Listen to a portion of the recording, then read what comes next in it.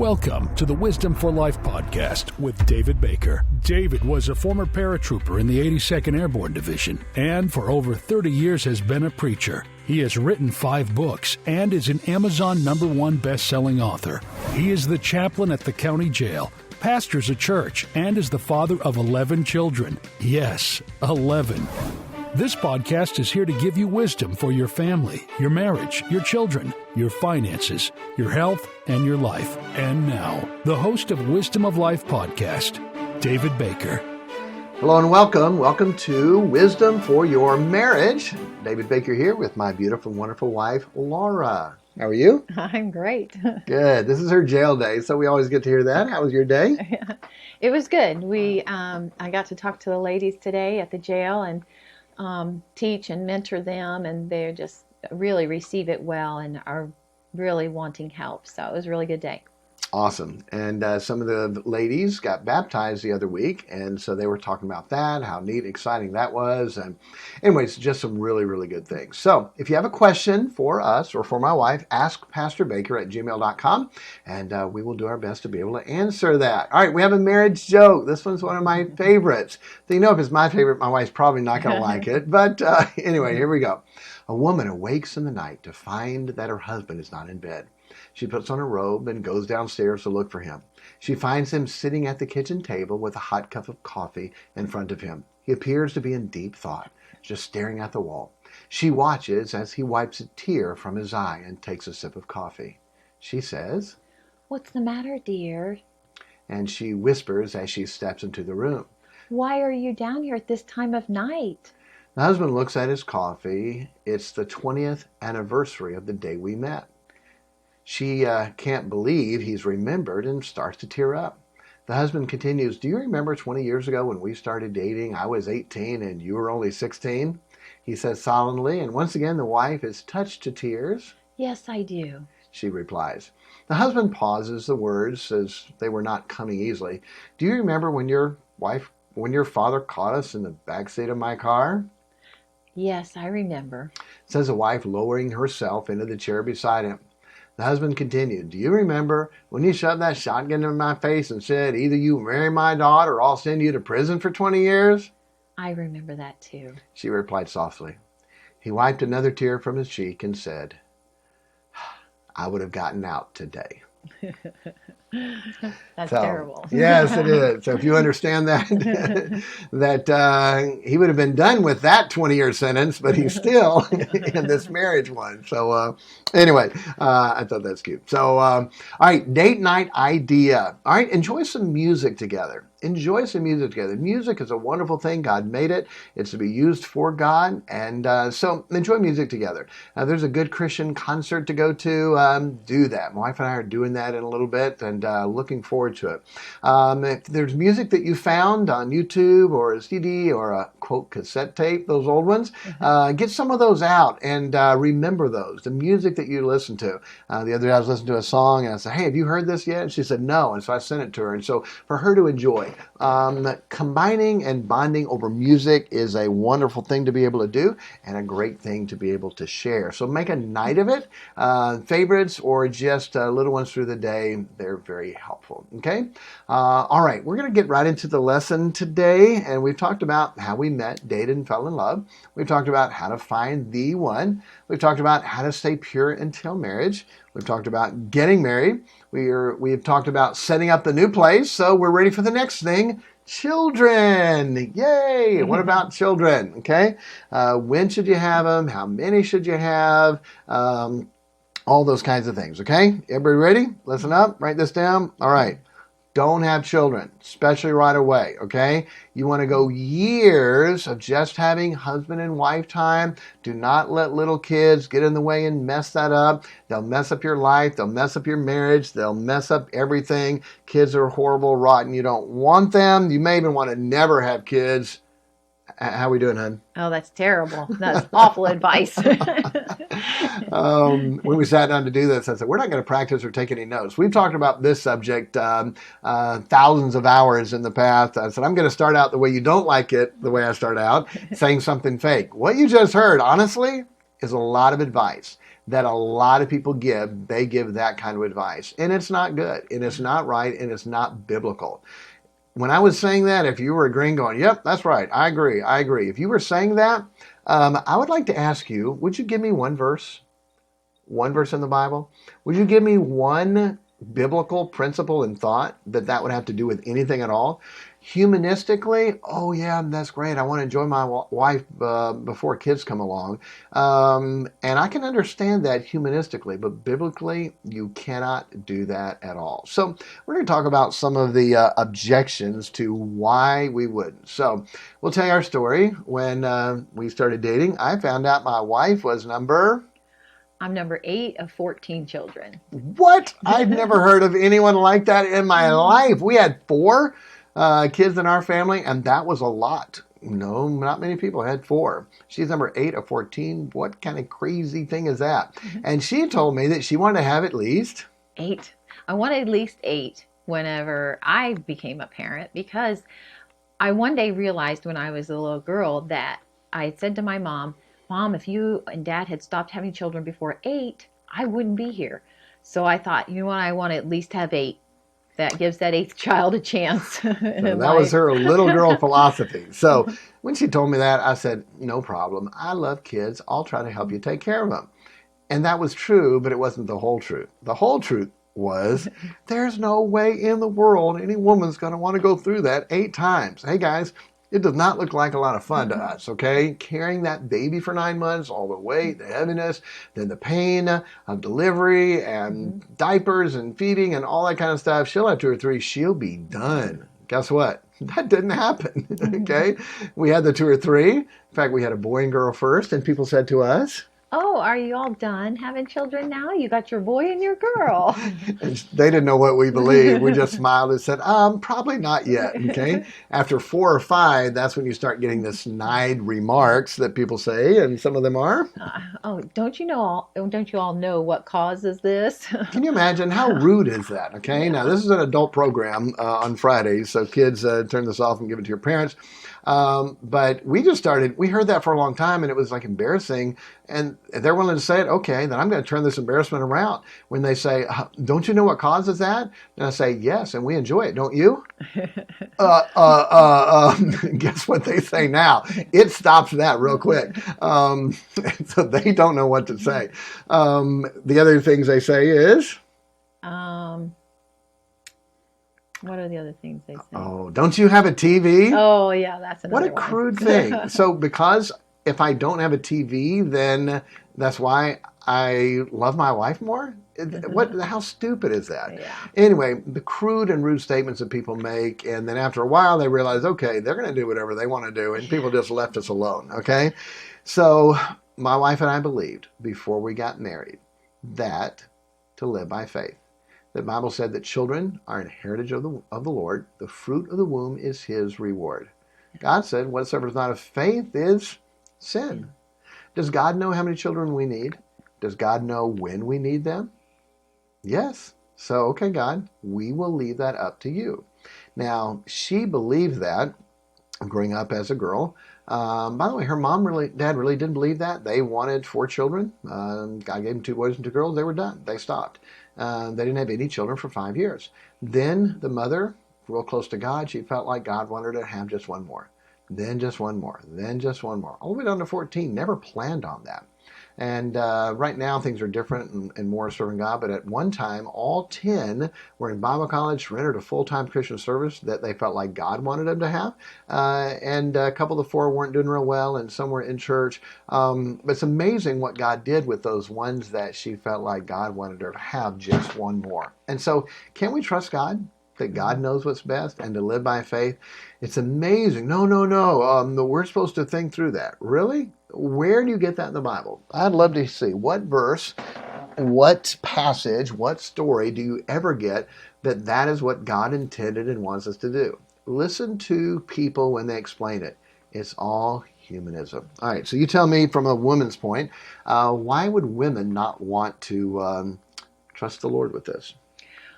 Well, there is a lot of work involved in having children. You know, you're taking care of that many. Another thing is a lot of times when you see a lot of children that are so much, they don't obey good. And then you look at that and go, oh my goodness, I don't want that. So you see that kind of thing. Another thing that a woman wouldn't want, a reason a woman wouldn't want that is because you think, oh, my body's going to get all out of shape. I'm going to be so fat. And that's the way you think. What? Women really would think that? Right. You mean like, does this dress make me look fat? Yeah. And the joke is, oh no, it's your fat that makes you look fat. Yeah, I know. So, but, and I really, that was a concern of mine. I had thought about that and prayed about that. Lord, there is one part of this. If you want me to have children, I really don't want to be big and fat. But then it came to a point where I was like, okay, Lord, if that's what you want of me, then I give my body to you. That's all right. If that's what you want and that's what it takes, if that's what you want from me, I'm willing to surrender that to you. But it's amazing when you give something to God like that, how he gives it back to you, because I've never had to struggle with that. I mean, right after I'd have a baby, everybody always said, you don't even look like you've had a baby. That's just amazing. And I really think that God did that for me because I was willing to give that to him. Amen. It's amazing. We see people all the time had 1 or 2 children and they're still battling that fight. And my wife never did. She could hide it 5 months. You could never tell she was pregnant. Literally a week after she had the baby, you could never tell she was even pregnant. And I would tell her, I said, honey, you can't do that. The ladies in church are not going to like you. That was just a sweet, wonderful blessing that God gave. And we remember right away when we got married, we prayed and said, dear God, please give us at least... At least, well, I wanted at least 8 children. No. How much time before we got pregnant? How much time between them?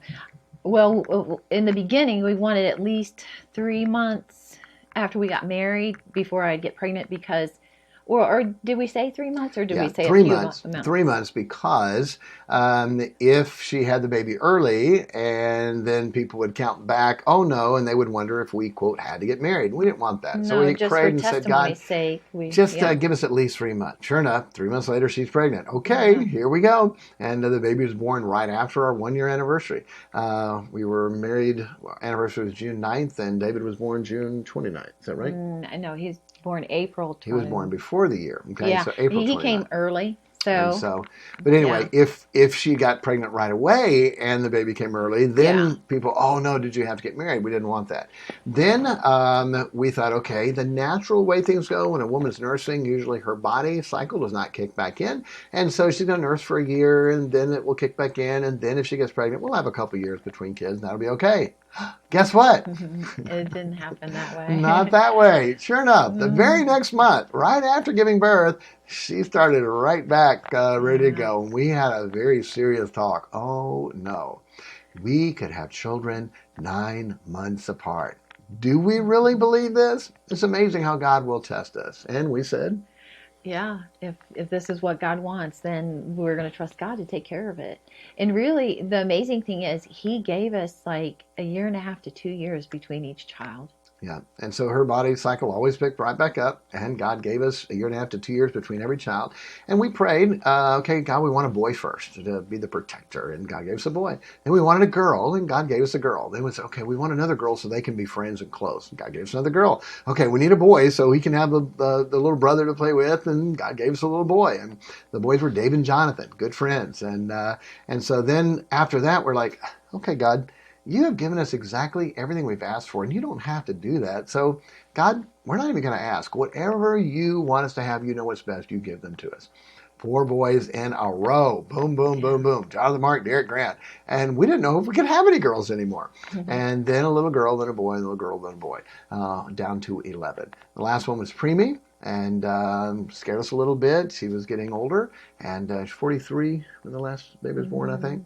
So 42, 43. And so but we never did anything different, and God just turned that part of her body off. And it's been amazing. Healthy, hormonal, happy, good. It's amazing. Not hormonal. Hormones are good. In other words, I didn't have that problem.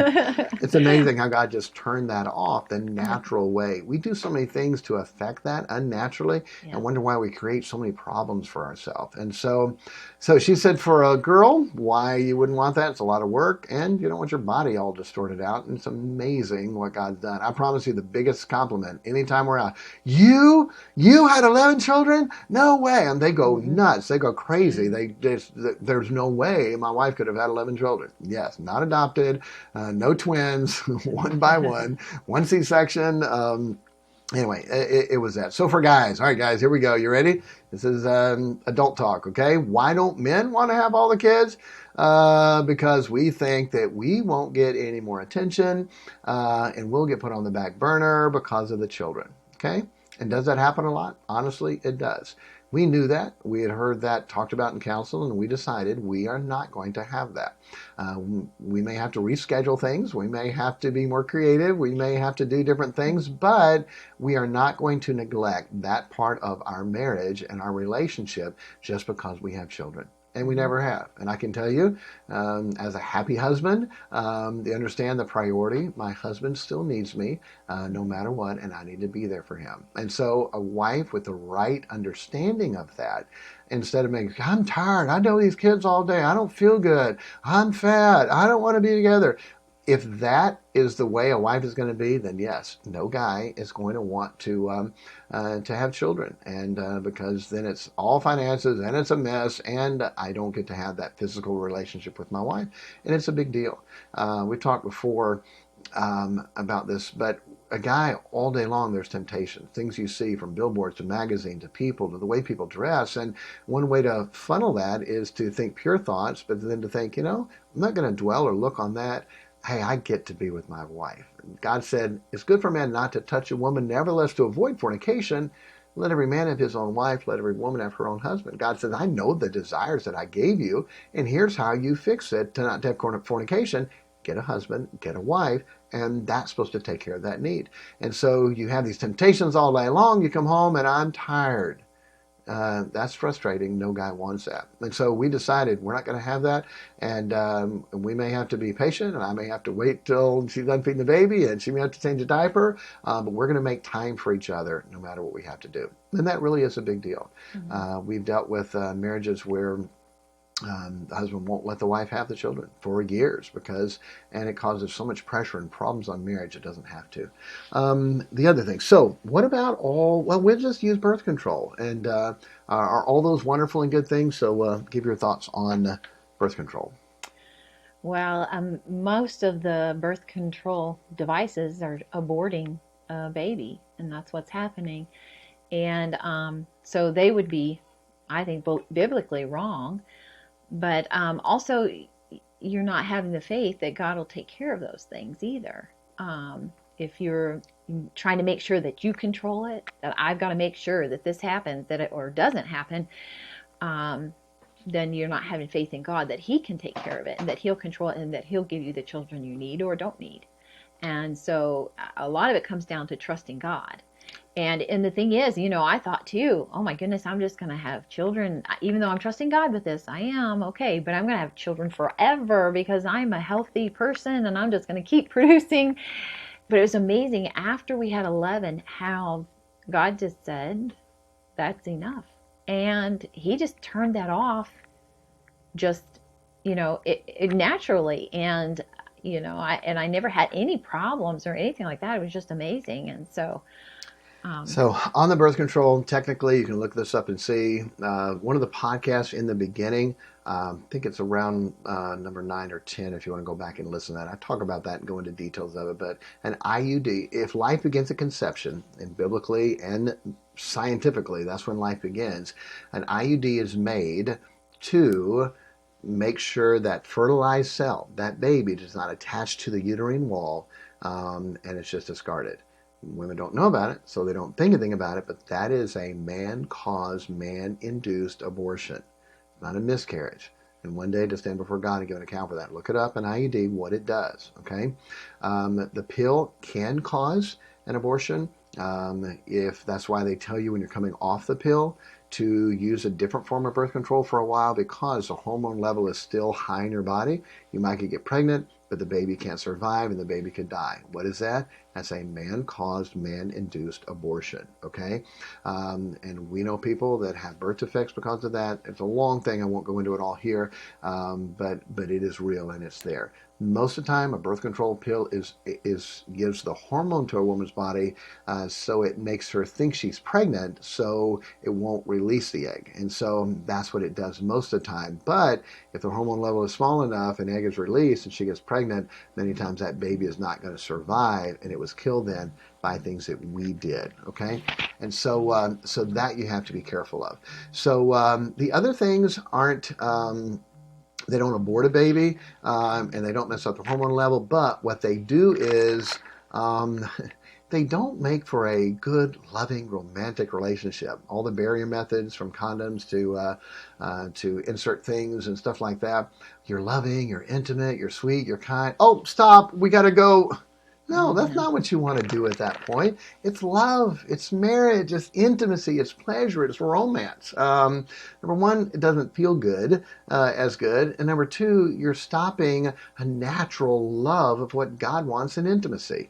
And so, anyway, that doesn't abort a baby, but that's still not the way God intended it to be. God made marriage, God made the physical relationship, and God made it to be the best. You're not going to get any better than that with God. And so we would encourage you to have a biblical, by faith marriage, to trust God with children. Now, we know people close to us. God, they were married, never did anything to stop it, didn't have any children for 5 years. And then God said, okay, you're ready. You're at this place in your life, and gave them a child. Can God do that? Mm-hmm. Can you trust God? Does God know what you need, when you need, where you need, how many you need? Absolutely. And God can do that. All right. So we preached to you enough on that. You got a question about that? Ask Pastor Baker at gmail.com. If you want to, you can go to the beginning of this podcast and listen to the one that says Wisdom for Life. Let me pull that up, find out which one it is. Give your thoughts, final thoughts on this type topic or anything else you can help ladies with. Because ladies, I would never push. If my wife said I can't have any more, I would not push her to do that. It's controlled. It's her body. She's one that's going to have to rear these. I'm not going to let us abort any children, but it needs to be really, the man's an ogre if he makes his wife have a lot of children. It needs to be the wife, close walk relationship with God like her mom had, to have just one more, and then the way my wife also has been. So any other thoughts you have?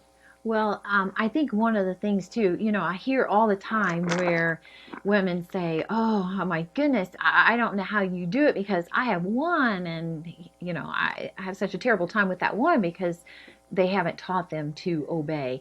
And I think that's a big deal. Those children can grow up to be such a wonderful blessing if you teach and train them early. And that example is in the Bible, and that's what the Bible teaches.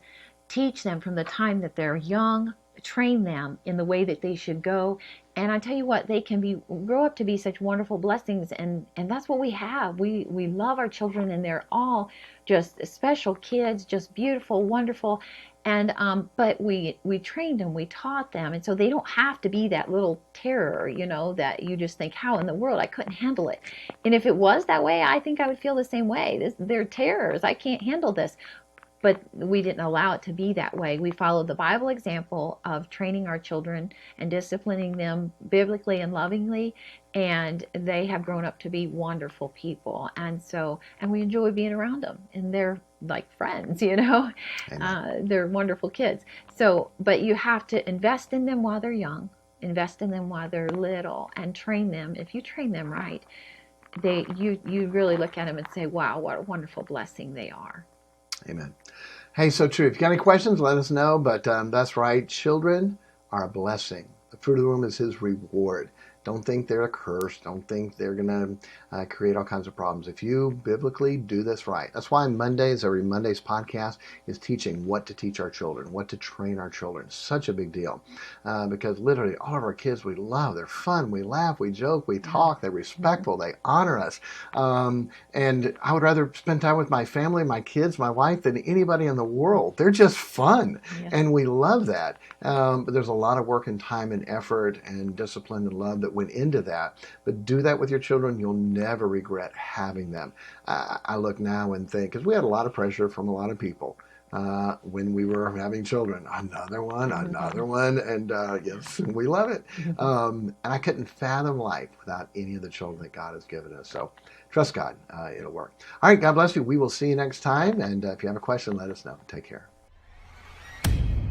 Thank you for listening to the Wisdom for Life podcast. If you have any questions for us, email us at askpastorbaker@gmail.com, and we will answer them in an upcoming podcast. The email is askpastorbaker@gmail.com.